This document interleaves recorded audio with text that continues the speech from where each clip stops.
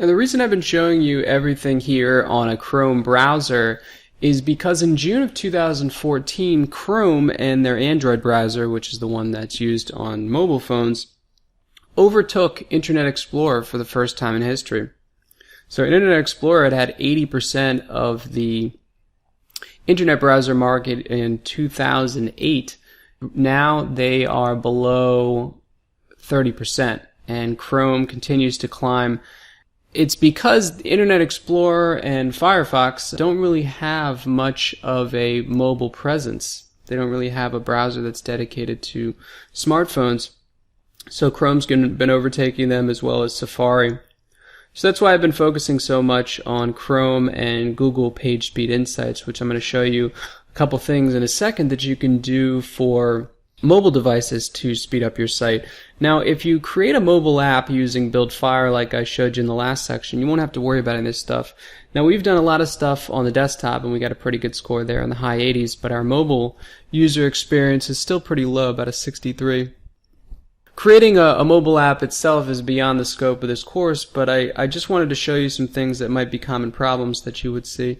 This is saying use legible font sizes, and you can see when you click on show screenshot, it'll highlight it in red.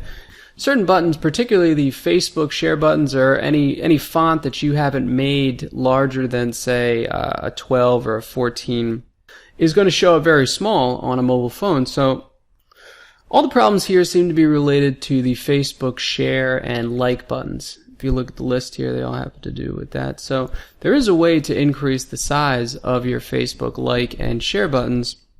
It involves a little bit of code. It's sort of beyond the scope of this course, but I just wanted to show you that it is a possibility in case this is a problem that you find on your PageSpeed Insights. All you would do is find the part in your page where the Facebook like button or share button is located, and then you could just copy and paste that scale there, and it'll make it much bigger, much easier for people on mobile devices to click on. But again, this is something that your mobile app will handle itself, and you'll have support for through BuildFire, but I just wanted to show you how to do it manually just in case. The tap targets down here, tap targets or touch targets, are just the size of the buttons, so it's going to be very similar to the things that it found in the legible font sizes, and in fact it's highlighting the same thing again. It's the Facebook like button again. It's too small.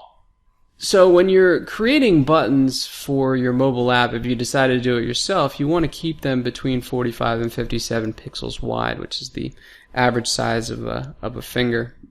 Unless you're the nutty professor, and then you need a bigger pixel size.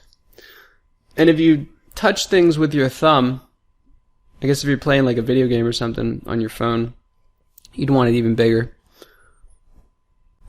And then the viewport is just how your page looks on somebody's phone, right? So if you don't have a mobile app, somebody brings up your website on their smartphone, they're just going to see what somebody on the desktop would see. It hasn't been configured to show up on a smartphone.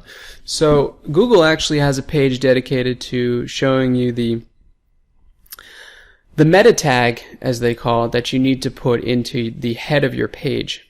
Now, if that sounds like Swahili to you, it's actually a very short, simple piece of code here. It just says meta name equals viewport. And all you would do is just copy that into your notepad and then paste it above the header in your page.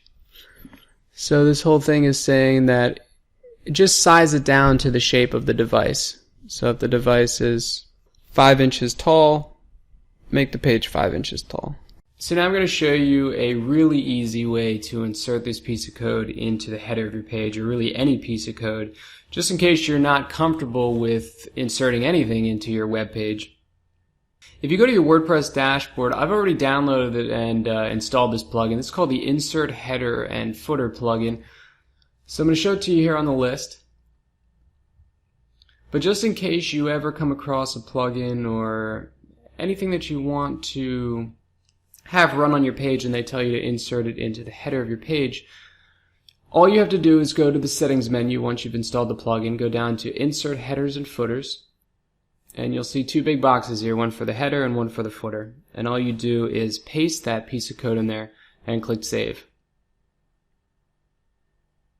And now it's exactly where it's supposed to be. So if you want to see it manually, see what it looks like. Go to Appearance on the left side, and then down to Editor, like I was talking about a little bit earlier. And then if you scroll down, you'll see this header.php file, and you just do the Control F function, the find function, and then you type in viewport, and you can see it's already inserted in there for you. So if we go back to our page speed insights and we click Analyze again, we had a 62%, and now we have a 66%, and as you can see, the configure viewport is now gone. So I know I said this before, but make the investment in a mobile app. Have BuildFire or whatever company you know build one for you if you're not sure how to do it yourself. It's going to take care of all these problems for you, and you'll end up having a score in the low to high 90s on the Google PageSpeed test.